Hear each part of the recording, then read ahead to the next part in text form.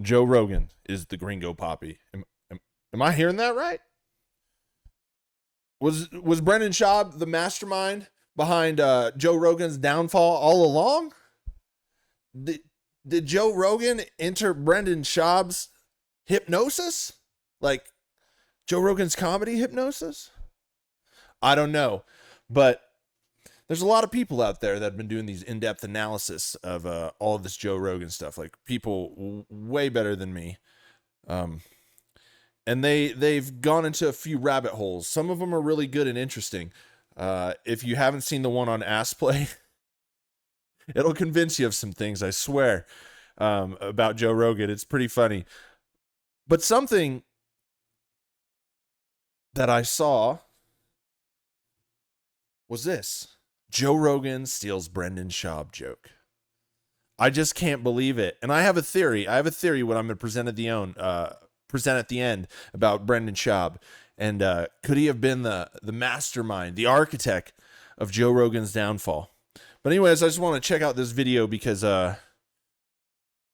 honestly, I know people are going to see these videos I've done on Joe Rogan and be like, oh, you're a hater, clickbait. You know, we're not morally superior because we make clickbait or we don't make. That's just stupid. That's just dumb internet stuff. I'm generally curious as a fan, and I think something that resonates with me and why it kind of like the Joe Rogan thing bothers me a little bit is he just has been gatekeeping comedy. If you know anything about the Gringo Papi, which is Brendan Schaub's last special, Joe Rogan came down on him hard, told him not to do it, criticized his comedy. And then on top of like being a comedy gatekeeper, he also has just been this guy like, you got to cold plunge, you got to shoot bows, you got to eat meat, and just like telling you how you got to live your life. And every guest that comes on, he tells them they need to cold plunge. And he's just become just this guy that talks about himself all the time and just expects you like real comedians do this, real men do that. And I just don't think I care about most of that shit. I just really cared about the guests he had on. I thought they were cool and he was letting them talk because most places don't let you talk, you know? And I just really like his podcast, and now it's just kind of become his pulpit. And, you know, to be so, you know how it is to be so preachy and then to go out and do a comedy special like that. You're just like, yo, hold up a minute. But then again, like, I ain't shit. This is just my opinion from an I ain't shit guy. You know what I mean? I get that. I'm just a lowly, you know, YouTuber. Like, that's cool. What's my opinion worth? Probably nothing. But we live in America, baby, and we can say our opinions. So I'm going to say it, you know, and it don't matter if you like it or not. That's cool. We can disagree. Remember, that's how Joe Rogan formed. We're allowed to disagree as long as we have conversations. So let's maybe do something that Joe Rogan forgot about, and maybe we'll remind Joe Rogan. That's why we liked him in the first place, because we can have conversations, and I invite you to disagree. I don't mind, man. I don't get insulted by nothing. I don't know you. And even if I did, it probably wouldn't bother me. It's just life. The internet stuff, who cares? We've all made faults. We've all messed up. We could all be canceled any second of the day. But right now, we're talking about Joe Rogan's comedy and what the hell is going on. So let's check this out. Did he steal Brendan Schaub's joke? Probably. You did it while I'm at home. Oh, wait, hold on. I didn't have the heart. My bad. Gotta put it on the speakers. There we go. That There we go. You did it while I'm at home. She was really sad about that. I didn't have the heart to tell her, I do it while you're sleeping right next to me. Joe Rogan then went on to say that exact joke in his new special on Netflix. 14 years after using it as his closer for his 2010 special, 6 years in the making, all just to steal from himself, going on to become his own Carlos Mencia, the guy whose career he nuked for joke theft. I'm the opposite. I wish I was gay. It looks way easier. My life would be so Let's just finish it out. much easier if I was just gay as shit at night with each other. He can't have actually used the Schaub joke. Even if Schaub took it from hanging out with Joe, you can't do a Papi bit and not have the internet immediately notice within. Yeah, the stealing jokes thing is really, man, it's a tough one, you know, because I get it. Like when, you know, and this just proves that Joe Rogan has been a gatekeeper for a long time. And I think it's because he isn't considered a great comedian. by his peers. I mean, yes, you can make a ton of money. McDonald's makes a ton of money. Walmart makes a ton of money, but we all know that ain't the best stuff for you. You know what I mean? We all know they ain't. You know what I mean? Come on now. Just because you make a ton of money don't mean you're the greatest. You know what I mean? There's that guy that can just, make that shoe in his little house in the mountains of Italy that will destroy any Nike. You know what I mean? There's someone out there. There's always someone. Anyways. Tangent.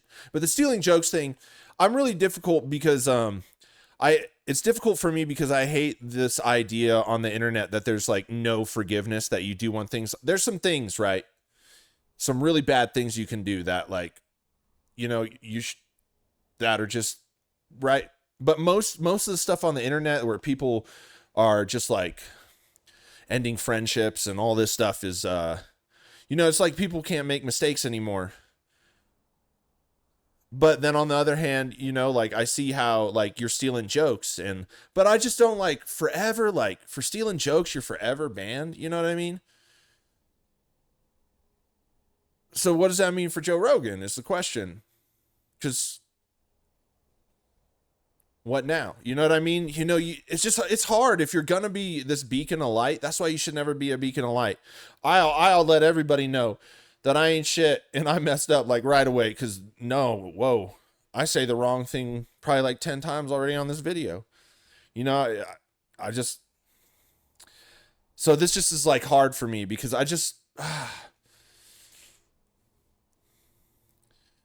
everything is just so fatal, everything on the internet is so fatal. One thing and you're murdered forever. It's just gosh.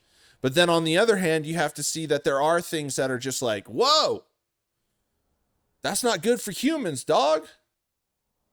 Who are you? So it's where you draw the line is the ultimate life question in everything. Where do you draw the line? I mean, we haven't figured that out yet. Hours of it being out, people started posting clip after clip of either stolen jokes, reused jokes, or awkward silence. If you've heard the podcast, Joe always talks about how comedy is his main passion, so for him to be so afraid to do his 7th hour-long special, he said no, is telling. Maybe he knew to some extent through Jamie that public perception is nowhere near as solid as it was 5 to 10 years ago. His biggest podcast fans and even the Netflix page acknowledge he's least known as a comedian. And for now more sites to be running articles that he lifted other bits from Bill Burr, Louis C.K., Louis' infamous F-word bit from 2008, Bill Burr's bit about stealing a police officer's gun, and a Reddit thread that claims other bits are close to material from Jim Jeffries, Jim Brewer, Doug Stanhope. I'd go one by one with fair use, but the copyright goblins might nuke me from my seat. If you've seen the special, you know how unfortunately derivative a lot of it felt. Yeah, I noticed that right away. If you listen to the podcast, it was just he was doing the bits, and then on my other video, that guy pointed out the 1,000 dicks joke and how Adam Sandler just smashed it and finished it finally, and how he used it. It just seemed like he didn't care. And something else to point out that you notice how a lot of the greats are now distancing themselves from him, right? And you even see Shane Gillis keep him at bay. But you see Bill Burr, Louis C.K., even Joey Diaz. I guess maybe Joey might be moving down there. I don't know. But you see them kind of at bay a little bit. Bill Burr is the most interesting because I think Bill Burr is top notch, man. Just hilarious. He has that gift of just being a naturally funny, Bill Burr could tell you a story about walking to his mailbox and he'll have you laughing after the first 2 sentences. He just has that personality. You like it when he's angry, you like it when he's laughing. He just has that ability to sell you on that. And Bill Burr's just not been around. I just wonder why. It doesn't. Honestly, none of this matters, and Joe Rogan's going to be successful. He's a great podcaster. But it's a good mystery. God damn, man. I feel like Nancy Drew or the Hardy Boys, I just want to know what is going on. There is something back here. I guess that's the curse of humans, right? We all like a little bit of drama. I'm not going to lie, man. I'm not going to lie. This is very interesting. Very interesting. Even if you can't remember from where or haven't seen other specials, the jokes are things done many times everywhere, like Joe meeting a lesbian at the bar and discussing toys. Other fans commented noticing 4 jokes are similar to his Rocky Mountain High special from 2014. For many to be loosely or completely based on others' work or his own past work really isn't going to help change people's realization that much of the stand-up scene is recycled. It starts to lose its effect the more people are exposed to, unless you're a Burr Kreischer fan, I guess. Being shirtless really is the ultimate joke you can do for decades. In the gym, I'm listening to Listening my to set. your own shit, yes. Yeah, I'm yes. just like, I want to be just dialed I get in. like that. Maybe by listening to his own stuff, he meant his old specials and he forgot the new set? That's truly a new level of lazy from Joe after years of the podcast being, I work so hard on my routine. Every night when the family's asleep, I'm writing The Muse, The War of Art. Have you heard of Stephen Pressfield? all of that, all Yeah, you know, it's just wild. I mean, I can't tell you how many, like, even in the last couple of days, I haven't been able, or the last couple of weeks, I haven't been able to, like, finish a Joe Rogan podcast, like, you know, and I just miss the days when he was curious. And I think, honestly, if you want to know who's getting punished the worst in all of this, it's Jamie. You could see the Jamie, like, is just sick of it, you know, like, because imagine being Jamie. Like, imagine, you know, I always bring it up, but as soon as Joe Rogan starts saying, like, you could see him leading into some of these little bits he does or stories. As soon as I hear Joe go into, like, Yoel Romero, I'm like, I'm off. And it's the same with Kinnison. He goes into that Kinnison bit where he's all cocaine, and then he talks about his brother. He had an accident, and he was never the same, but that's what made him great. As soon as I hear any of those bits, I just fast forward. And the thing is like, even when I fast forward, most of it's just Joe Rogan talking. And so, and telling the same story. So imagine Jamie. I think there's some like that. And, like, you know, I don't know, man. I don't know. I can't claim to be right about anything. But I get the feeling like Joe is a little more dismissive or a little more, like, quick with Jamie.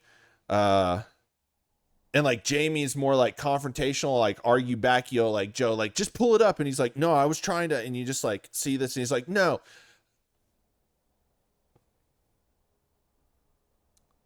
Whole point of the story.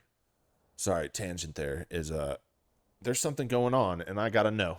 just to steal a joke from Brendan Schaub's infamous 25 Minutes, the lowest rated special of all time. Just reuse your own jokes, mix in yelling about Rona, trans issues, and your boat should be on fire. While Joe doesn't look at the comments or critics, almost every comment on his Instagram didn't enjoy the special, well, besides Schultz and Akash doing a bit of network glazing. But in 2018 for his last special, the comments were positive, the trailer and promotion went well. Now the YouTubers discussing the special get more views. Reverse marketing. Elephant Graveyard's Rogan video went all out. One of the best special breakdowns out there if you're after cinematic sarcasm. Rogan's always relied on his Sam Kinison yell comedy influence, and wherever he got this from. The comedy gods, I guess. But the act is basically the exact talking points Joe's said on the podcast for the past 5 to 10 years. It was really hard to get through. Yelling his beliefs to a crowd that agrees, so he gets these, yay, he said my thing, cheers. The flu during COVID, like, oh. Followed by silence when people get confused about where the joke is. Trans women are women. How about most? You gotta leave room for crazy. I'm sorry. But one way or another, most people took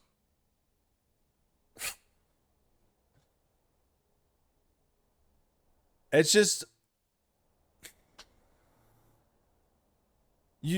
someone in the comments on a previous video brought it up, like Joe Rogan was like a really good point is Joe Rogan wants to capitalize on the controversy surrounding him, just like Dave Chappelle did, or just like Chris Rock. I would say Chris Rock did. Like he capitalized on the Will Smith controversy by just dropping a special that was just like, yo, you know what I mean? It just like reignited his fire. And both, like, you know, with Chappelle and Chris Rock, totally different situations, right? But both of them successfully navigated it to their benefit. And, you know, the Joe Rogan controversy really started during COVID, and it was basically like, you know, it kind of pushed him to the right. You know, there's no middle in America, and once you kind of say something, you're automatically cast, in him being a public figure. Now he's going to the right, but on the own time, he's almost embraced that. You know, I said this before, and then all the guests, and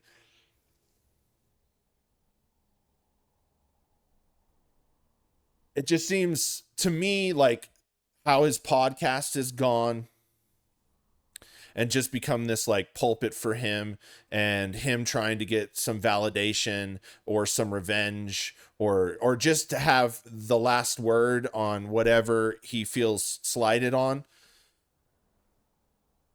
I just don't think it's working for him. I think it's making his show worse.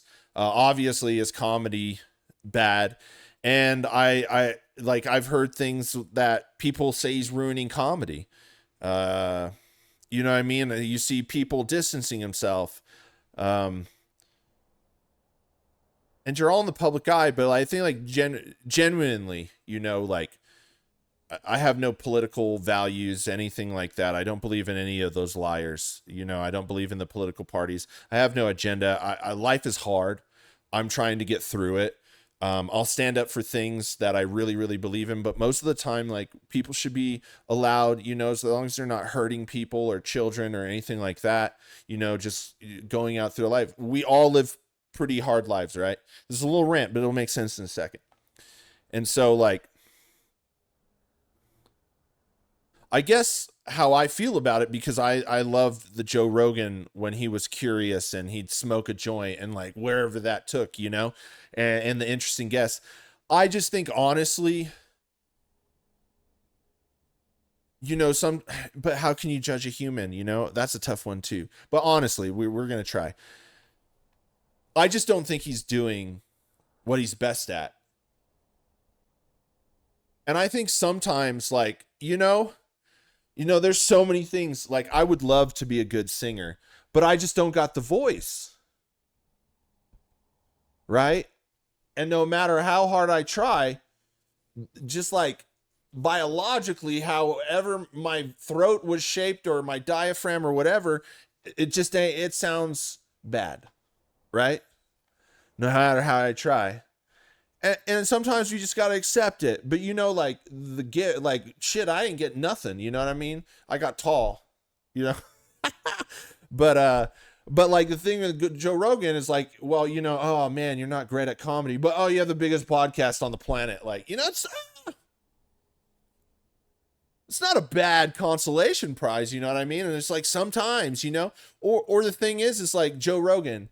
You know, if you really want to be a comedian, leave your gilded cage, leave your comedy club, go down to Houston, go deep down into downtown Houston where there's just like a comedy club that is just known for making or breaking people, and go there, do your sets there, take a month off the podcast, go do 3-4 sets a week there.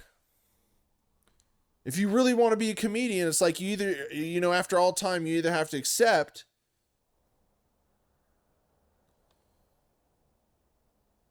that you just ain't good at it, or you might be in a place where everybody's scared to tell you the truth. And you're not going to get better there. You're not. It's your club. It doesn't even matter if you do a good set. People are there because they're your fan and they're going to support you. You know, I'm your fan, but I'm the opposite one. You know, I'm the podcast fan, and I'm just trying to tell you that you're kind of slipping, you know? And we want you to come back because you're really good at stuff when you're not focused on COVID or CNN or, you know, turning your face yellow, or, you know what I mean? I just think something, you know, sometimes we all need to re-navigate, especially when the boats are burning. You know what I mean? took this special as old man yells at clouds, and only Shane Gillis is willing to call it out. Joe Rogan is an absolute joke. Joe Rogan. Pussy, and if I ever saw him, I would whoop his bitch ass. What a coward. What a coward. What a guy. What a great guy. What an amazing American this man is. Joe Rogan. What a true patriot. Great man. I would never say anything negative about this man. Just kidding. Yes, this was a bit, but that's basically how each person Joe put on through exposure treats him. These articles of joke theft will be ignored, Rogan won't be called out for it. Legends like Harlan Williams in the back there got close as he has no need to appease for a platform, but his approach was definitely indirect. Only Trump calls out Joe for endorsing RFK Jr. Joys of an election year saying Joe will be booed at the UFC. I wonder who has more pull with the UFC crowd, Trump or Joe? Trump-wise, he responded saying the assassination was the most American thing of all time, which is pretty hard to argue with. RFK Jr.'s a good person. Don't get your political info from me. Get it from the beacon of truth, political expert Dave Smith. Yeah, thanks, Joe. Great tip. As the almost billion-dollar man who didn't need to release this at all had nobody to tell him that, hey, some of these bits are repeated, as good friends in comedy usually do. But money doesn't buy you truth.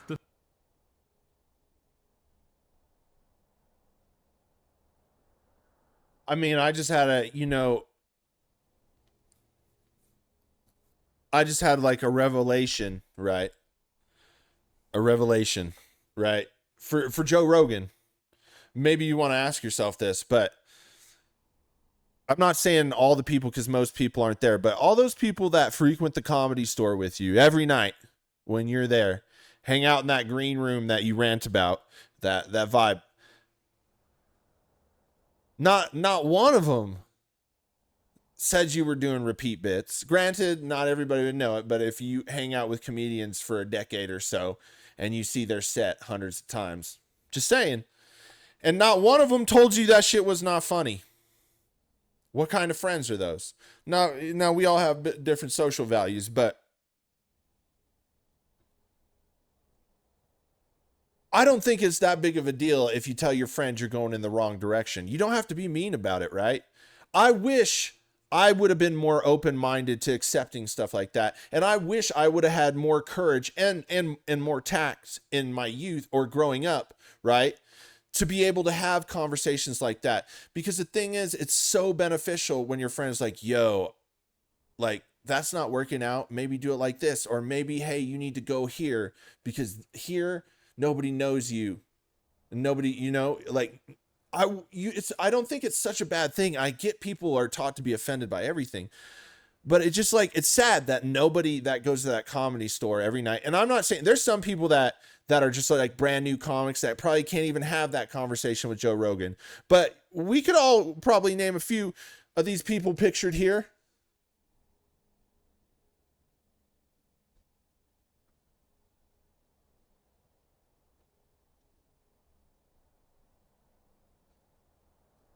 Oh, you can't see that. Well, look at this top row here. Sorry, look at this top row. You can see, look at this guy, this guy, this guy. I mean, they have a little few. He's probably just loving watching him burn. This guy, this guy, this guy, this guy.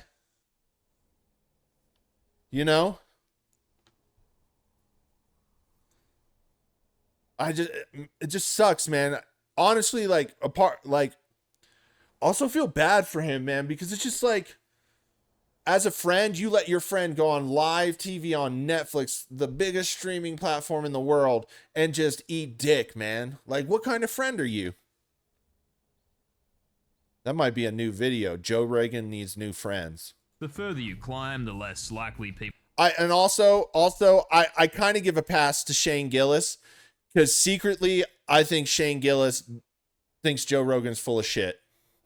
And you see Shane Gillis is so good, so funny, just has the Trump thing going from him, and his comedy is awesome, like hilarious. And he's like, he got the nod from Dave Chappelle, like, Shane Gillis got the nod. Dave Chappelle asked Shane Gillis to come up on stage at the crowd, you know, and tell a joke.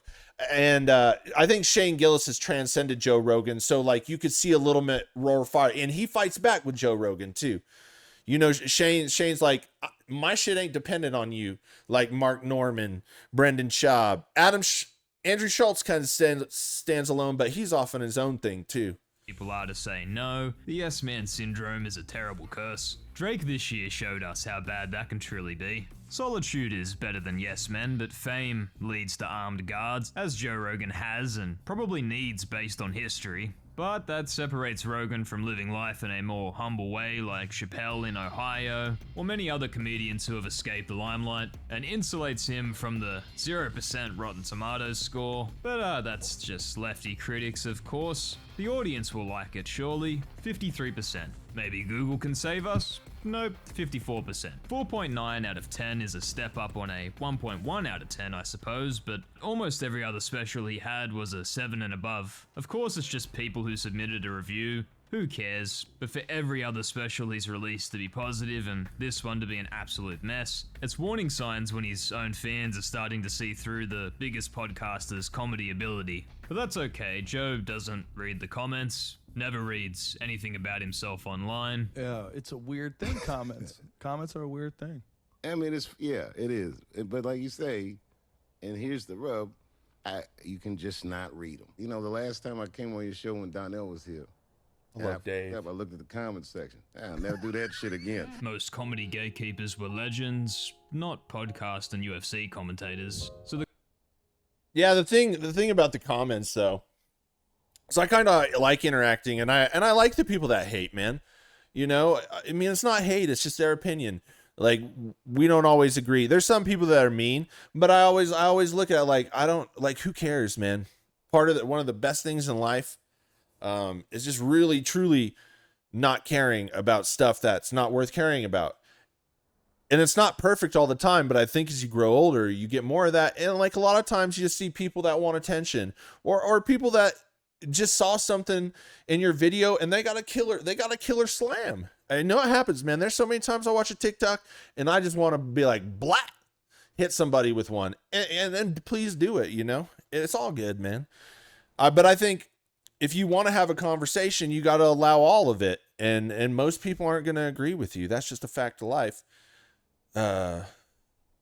And I think if Joe Rogan is really about that, you know, then, but I think he should take some advice. And this is, I don't think it's just one of those things where you got your fans and not your fans and they're hating. I think this is like,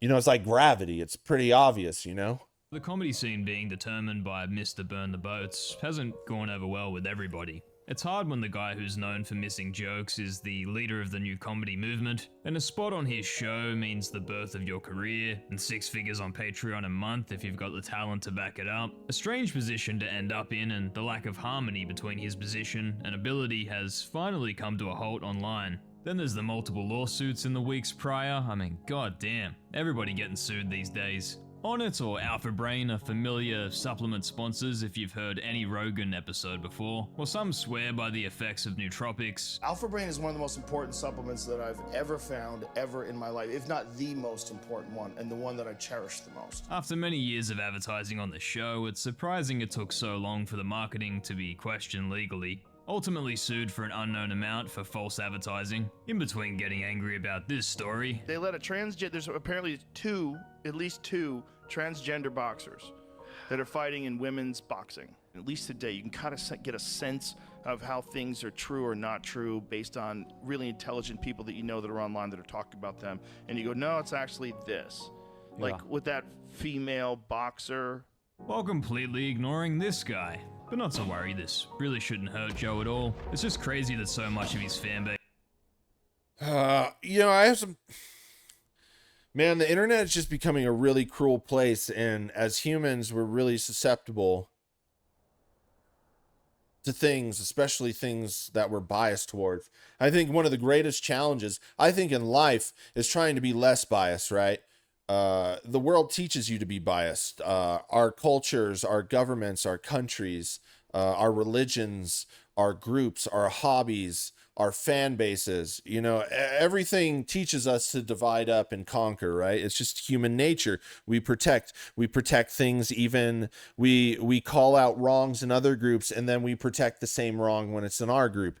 And I think, you know, who knows what the fuck the purpose is in life? I'm quite baffled by it, but I think becoming less biased and being able to just, you know, like maybe like Bruce Lee, it's like water, just let things roll off your back. Maybe the point to life is becoming more content with not caring and being able only to put your energy on things that really matter to you, you know, based on whatever you believe or things that are important to you, and just letting all the other stuff slide. And I don't even know how I got to that point. Ah, man, I don't know, but that's the point. I just went off a life tangent. You know, I smoked some. Wasn't impressed with the special when it's not that much different to what was praised in the years prior. All good though. Joe will take another 250 mil, become a billionaire, and keep roundhousing his silk sheets until the end. And thank you for watching. Jokes, folks, just jokes.